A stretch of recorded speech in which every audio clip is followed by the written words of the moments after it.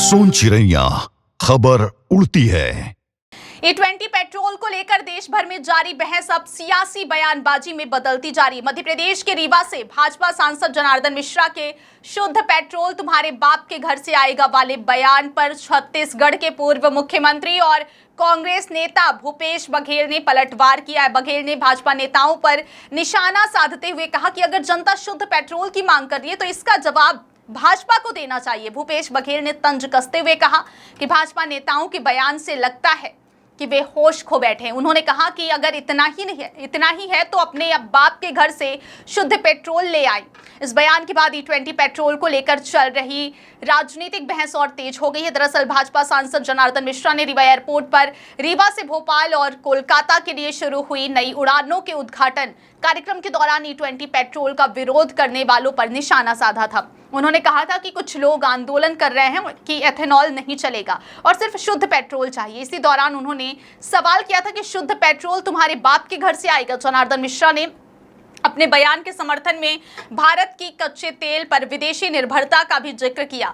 उनका कहना था कि भारत अपनी जरूरत का करीब 20% कच्चा तेल ही देश में पैदा करता है, जबकि लगभग 80% तेल आयात करना पड़ता है। अंतर्राष्ट्रीय परिस्थितियों और युद्ध जैसी स्थितियों के कारण कच्चे तेल की सप्लाई और कीमतों पर असर पड़ सकता है। ऐसे में पेट्रोल में एथेनॉल मिलाने का विरोध नहीं किया जाना चाहिए। मिश्रा ने E20 के समर्थन में ब्राजील का उदाहरण भी दिया। उन्होंने कहा कि ब्राजील में बड़े पैमाने पर एथेनॉल का इस्तेमाल होता है और वहां गाड़ियां इससे चल रही हैं। उनका दावा है कि ऑटोमोबाइल विशेषज्ञों और मैकेनिकों के मुताबिक एथेनॉल से वाहनों के इंजन को नुकसान नहीं होता। हालांकि E20 पेट्रोल को लेकर विपक्ष लगातार केंद्र सरकार पर सवाल उठा रही है। कांग्रेस और आम आदमी पार्टी समेत विपक्षी दलों का आरोप है कि E20 के इस्तेमाल से कुछ वाहनों के माइलेज और इंजन पर असर पड़ सकता है। वहीं सरकार और E20 के समर्थकों का तर्क है कि इससे कच्चे तेल के आयात पर निर्भरता कम होती है, किसानों को फायदा मिलेगा और देश की ऊर्जा सुरक्षा मजबूत होगी। सरकार के मुताबिक अमेरिका, ब्राजील और जापान जैसे कई देशों में एथेनॉल मिश्रित पेट्रोल का इस्तेमाल पहले से किया जा रहा है। सरकार का दावा है कि एथेनॉल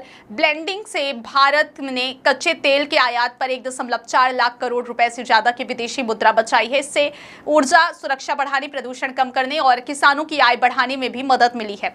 भारत ने पेट्रोल में 20% एथेनॉल मिश्रण का लक्ष्य तय समय से 5 साल पहले हासिल कर लिया है। अब सरकार की नजर भविष्य में एथेनॉल ब्लेंडिंग को और बढ़ाने पर है।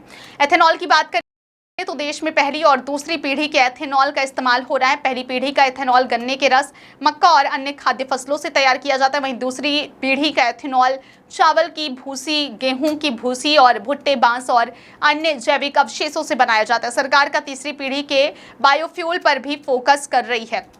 फिलहाल E20 पेट्रोल पर तकनीकी बहस के साथ सियासी बयानबाजी भी तेज है। ऐसे में सवाल यही है कि शुद्ध पेट्रोल बनाम E20 की इस बहस में सरकार और विपक्ष अपने अपने तर्कों के साथ जनता को कितना भरोसा दिला पाते हैं। सोन चिरैया खबर उड़ती है।